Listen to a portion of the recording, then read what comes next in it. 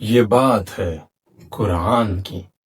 کتنا اچھا لگتا ہے نا اس بندے کا کانٹینٹ. صحیح میں یہ جب سے سوشل میڈیا پہ یار اس کی ویڈیوز لوگوں نے دیکھی ہے نا، اس کی ٹکر کا ابھی تک کوئی بھی نہیں ہے بھائی.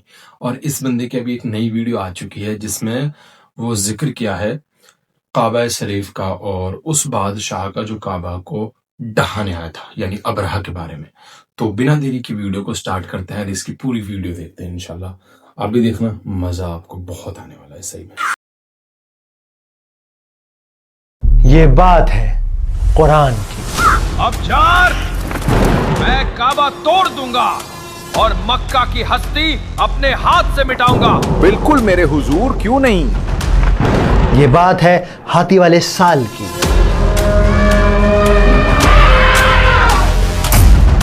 یہ بات ہے اس انسان کی جس نے اللہ کے گھر کعبہ کو گرانے کا ارادہ کر لیا. کتنا خوبصورت ہے میرا کلیسا. اب پتا چلے گا دنیا کو میں ہوں ابرہہ یمن کا حاکم، اور میرا یہ گرجا گھر چھین لے گا مکہ والوں کے پیروں کی زمین. یہ ہوگا اب نیا کعبہ.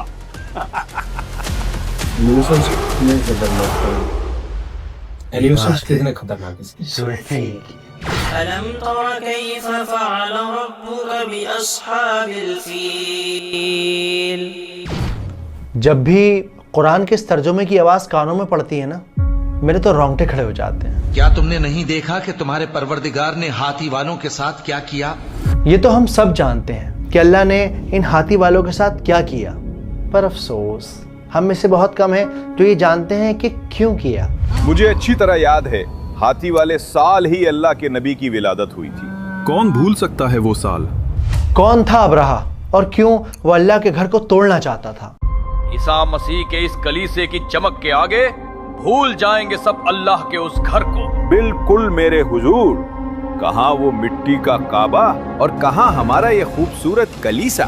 کیا ہے سورت کے نازل ہونے کی پیچھے کی کہانی، اور سب سے زیادہ امپورٹنٹ 1400 سال پرانی اس سورت کا آج ہماری زندگی میں کیا کام ہے؟ ان سب سوالوں کے جواب جانیں گے اس ویڈیو میں. بسم اللہ الرحمن الرحیم. ألم تر كيف فعل ربك بأصحاب الفيل ألم يجعل كيدهم في تضليل. بہت سارے اسکالرز کا یہ ماننا ہے کہ سورہ فیل مکہ میں اس لیے نازل ہوئی تاکہ قریش کو یہ احساس دلایا جا سکے کہ جس نبی آپ صلی اللہ علیہ وآلہ وسلم کی وہ مخالفت کر رہے ہیں، وہ نبی اصل میں اس اللہ کا پیغام دے رہے ہیں جس کا گھر کعبہ ہے. محمد کا پیغام لوگوں میں پھیل رہا ہے. لوگ ایک ایک کر کے ان پر ایمان لا رہے ہیں. تم کیا کہتے ہو اس بارے میں؟ مان لو کہ محمد سچے ہیں، لیکن پھر بھی ہمیں انہیں روکنا ہی ہوگا. ذرا سوچ کر دیکھو، اگر ہم ان بتوں کو نکال پھینکیں گے تو کیا ہوگا؟ ہوگا کیا؟ نہ 360 بت ہوں گے اور نہ ہی ہم سربی گرمی کے وہ سفر کر سکیں گے. ہو سکتا ہے آس پاس کے قبیلے ہم پر حملہ کر دیں، جیسے ابرہہ نے کیا تھا. ابرہہ اصل میں یہ بات ہے سال 570 عیسوی کی. ابھی نبی پاک صلی اللہ علیہ وآلہ وسلم کی ولادت نہیں ہوئی تھی. یمن کا حاکم ابرہہ آج بہت خوش تھا. اس نے شہر صنعا میں ایک شاندار کرسچن کلیسا بنوایا تھا جو سونے چاندی اور قیمتی جواہرات سے سجا ہوا تھا. اسے امید تھی کہ اب لوگ مکہ نہیں جائیں گے بلکہ اس کے کلیسے کا طواف کریں گے اور یمن بزنس کا نیا مرکز بن جائے گا. دیکھنا ابزار، یہ گرجا گھر یمن کی نئی تقدیر لکھے گا. وقت ریت کی طرح ہاتھوں سے پھسلتا رہا، لیکن کعبہ کی شان میں کوئی کمی نہ آئی. ہر روز سورج کی پہلی کرن کے ساتھ الگ الگ ملکوں کے نہ جانے کتنے قافلے مکہ کی گلیوں میں داخل ہوتے. یہ دور دراز علاقوں کے لوگ کعبہ کا طواف کرتے، اپنے بتوں کو چڑھاوا چڑھاتے اور پھر تجارت کر کے اپنے اپنے ملکوں کو لوٹ جاتے. مکہ میں ہر طرح کا ہنر ہے. صحیح کہا. آؤ کچھ چاقو خریدیں. بازار کی وہ رونق کعبہ کی برکت کا ثبوت ہے. یہ مٹی کے برتن بہت خوب بنائے ہیں. کیا دام ہے ان کا؟ مکہ میں ساری دنیا کے پھل ملتے ہیں. بالکل، وہ دیکھو ادھر ہندوستانی سیب بھی ہے. مگر ہر گزرتے دن کے ساتھ ابرہہ کا غصہ بڑھتا چلا گیا. اس کی ہر کوشش ناکام ہو گئی. سمجھ نہیں آتا ابزار، लोग उस मिट्टी के घर की तरफ क्यों जा रहे हैं? मैं खुद हैरान हूँ हुजूर। उसके कलीसे पर नजर तो सबकी जाती, लेकिन दिल तो सिर्फ काबा की तरफ माइल था। फैजान देखो जरा कितना खूबसूरत गिरजाघर है। अब चलो, कहीं मक्का पहुंचने में देर ना हो जाए। और इस तरह देखते ही देखते दिन रातों में ढल गए, रातें महीनों में बदल गए। और फिर उस चीखती खामोश रात में उसने फैसला किया। अब्सार, जी मेरे हुजूर। काबा को मिटाना होगा। जब तक वो काबा रहेगा, हमारा कलीसा कभी मशहूर नहीं होगा। लेकिन एक वजह चाहिए। वजह भी मिल जाएगी अब्सार, वजह भी मिल जाएगी। और कुछ दिनों बाद हमला करने की वजह भी मिल गई। मक्का के कुछ शरीर नौजवानों को इस बात की खबर हो चुकी थी कि अब्राहा यमन को नया बिजनेस सेंटर बनाना चाहता है। काबा उनके लिए सिर्फ इमारत नहीं थी, बल्कि उनके दीन और इज्जत का मामला था। और इसी वजह से कुछ बद्दू लोगों ने उस कलीसिया को बर्बाद करने का इरादा कर लिया। तो ये है वो इमारत, कितनी खूबसूरत है। आज के बाद नहीं रहेगी। चलो जल्दी करो, तुम उस तरफ लगाओ। देखते ही देखते कलीसा आग के शोलों में लिपट गया। शीशे टूटकर गिरने लगे और वो चमचमाती इमारत काला धुआं हो गई। अब चलो, आग अपना काम खुद कर लेगी। मेरा कलीसा, मेरा कलीसा, मेरा कलीसा। अब्जार, ये सिर्फ कलीसिया नहीं जलाया गया है, ये मेरी शान, मेरा नाम, मेरा फख्र, सब कुछ जलाया गया है। कौन था जिसने ये जुर्रत की? मैं उसे बर्बाद कर दूंगा। मेरा कलीसा। कुछ स्कॉलर्स ये भी कहते हैं कि मक्का के कुछ शरारती बद्दू लोगों ने उस कलीसे को नापाक कर दिया और इसी बात को वजह बनाकर अब्राहा 60,000 लोगों की फौज लेकर मक्का पहुंच गया। उसकी फौज में मजबूत जाबाज काले हबशी सिपाही थे, जिनके जिस्म रात के अंधेरे की तरह सियाह थे। वक्त आ गया है खुदावंद अब्राहा के लिए जान देने का। क्या तुम तैयार हो? वो सब अपनी ताकत के नशे में चूर अल्लाह के घर को बर्बाद करने के लिए तैयार थे। तो चलो आगे बढ़ो। अब्राहा की फौज ने रास्ते में उन कबीलों के सरदारों को बंदी बना लिया जिन्होंने उसकी मदद करने से इनकार कर दिया या फिर मक्का का रास्ता दिखाने से मना कर दिया। और जब ये फौज मक्का के करीब पहुंची तो इस फौज को देखकर मक्का वालों के होश उड़ गए। वहां पर एक अफरा तफरी का आलम मच गया।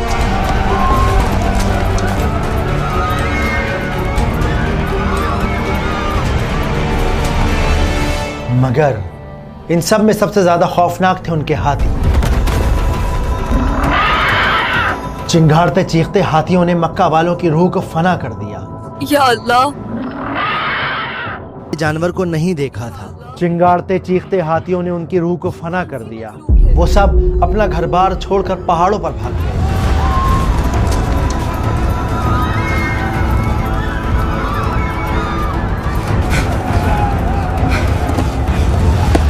हम मुट्ठी भर लोग इतनी बड़ी फौज का सामना कैसे करेंगे? लेकिन काबा के सरदार और आप सल्लल्लाहु अलैहि वसल्लम के दादा अब्दुल मुत्तलिब ने हिम्मत नहीं हारी। उन्होंने फैसला किया कि वो खुद अब्राहा से बात करेंगे। और इस ख्याल के आते ही वो अब्राहा के खेमे तक पहुंच गए। उन्हें देखकर अब्राहा गुरूर से भर उठा। उसने उनसे कहा, अब्दुल मुत्तलिब, अगर काबा की भीख मांगने आए हो तो लौट जाओ। मैं उसे बर्बाद करके ही यहाँ से वापस जाऊंगा। अब्राहा की इस बात ने अब्दुल मुत्तलिब को एहसास दिला दिया कि ये आदमी अपनी नफरत में अंधा हो चुका है। इसलिए उन्होंने उससे काबा की सलामती की कोई बात नहीं की, बल्कि उससे कहा कि वो उनके 200 ऊँट लौटा दे, वो ऊँट जो अब्राहा की फौज ने कैद कर लिए हैं। मैं यहाँ अपने 200 ऊँट लेने आया हूँ जिन्हें आपके सिपाहियों ने कैद कर लिया है। अब्दुल मुत्तलिब की ये बात सुनकर अब्राहा हैरान रह गया। कमाल है, मांगे भी तो क्या ऊँट? क्या तुम काबा की सलामती नहीं चाहते? काबा का मालिक अल्लाह है, वो उसकी हिफाजत खुद करेगा। मैं ऊँटों का मालिक हूँ, उनकी हिफाजत मेरी जिम्मेदारी है, लिहाजा मेरे ऊँट मुझे दे दीजिए। ابرہا غصے سے بھر گیا. اس نے ان کے 200 اونٹ واپس لوٹا دیے اور ارادہ کر لیا کہ وہ کعبہ کو تباہ و برباد کر کے مانے گا. صبح میں اس کعبہ کو توڑ دوں گا. بالکل میرے حضور. اس دن مکہ کی وہ ہوا سانس رو کے بہ رہی تھی. عبد المطلب قریش کے دوسرے سرداروں کے ساتھ اللہ سے دعا مانگ رہے تھے. یہ وہ وقت تھا جب پورا مکہ اپنے بتوں کو بھول گیا اور وہ صرف ایک اللہ سے دعا مانگنے لگے. اے اللہ ہماری مدد کر, ہمیں اس مصیبت سے نکال دے. خدایا انسان اپنے گھر کی حفاظت کرتا ہے, تو بھی اپنے گھر کی حفاظت فرما, رحم کر.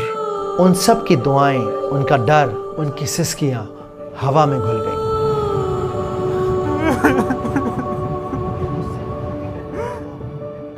اور پھر وہ سب اللہ کے گھر کو اس کے حوالے کر پہاڑوں پر چلے گئے.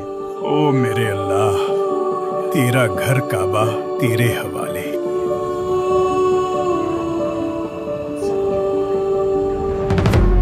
دوسری طرف ابراہ چلایا, میں نے کہا آگے بڑھو.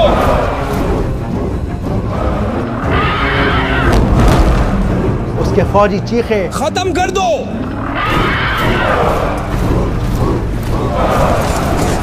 ان ہاتھیوں نے ایک شاندار تماشا کھڑا کر دیا.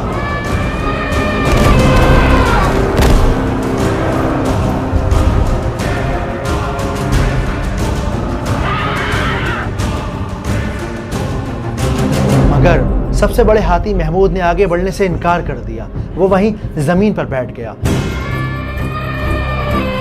لاکھ کوششیں کی گئیں, 100 دھکے مارے گئے, لیکن اس کے باوجود ہاتھی ٹس سے مس نہ ہوئے, بلکہ انہوں نے اپنے ہی لوگوں کو کچل کر رکھ دیا.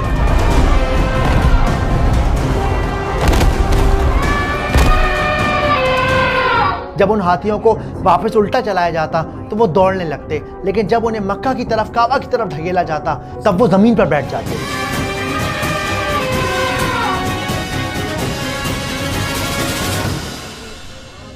اور پھر لوگوں نے وہ منظر دیکھا جس کا تصور بھی ناممکن تھا. بابا وہ دیکھیے آسمان کی طرف. یہ کیا مصیبت ہے, سبحان اللہ.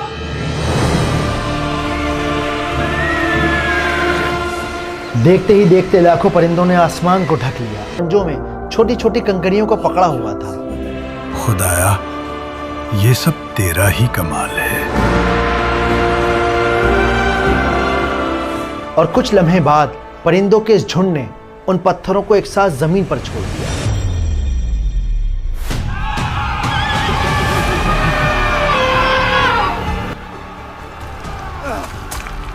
آسمان سے ہزاروں چھوٹے چھوٹے پتھر برسنے لگے. اونچی بلندیوں سے گرتا ہوا ہر پتھر جسم کو گولی کی طرح لگتا تھا. ابراہ کی فوج کو ایسا لگا جیسے آسمان سے شعلے برس رہے ہیں. گھوڑے, ہاتھی, کالے حبشی سپاہی اپنی جان بچا کر بھاگنے لگے.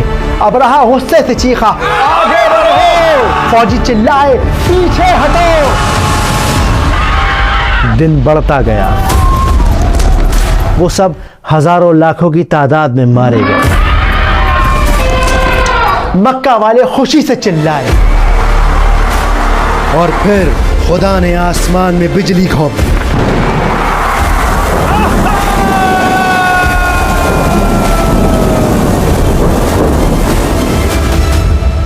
ابراہ کی ساری طاقت مٹی میں مل گئی.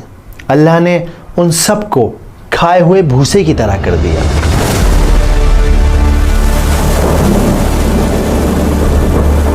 اس واقعے کے 50 دن بعد آپ صلی اللہ علیہ وآلہ وسلم کی ولادت ہوئی.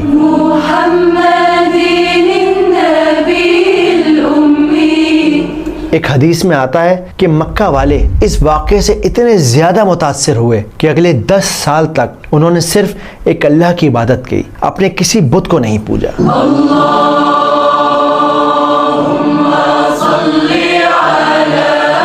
تو یہ تھی سورہ فیل کی بیک گراؤنڈ سٹوری. ابو ہادی ہمیں وہ سورہ تو سناؤ جو نبی پر نازل ہوئی ہے.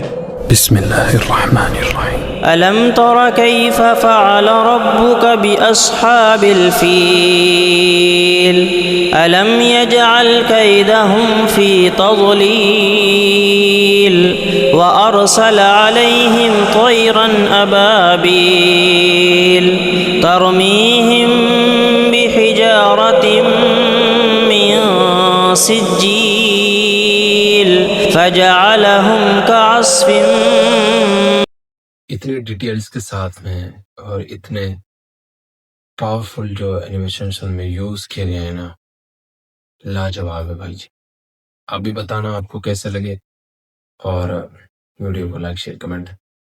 ملتا ہے نیکسٹ ایپیسوڈ.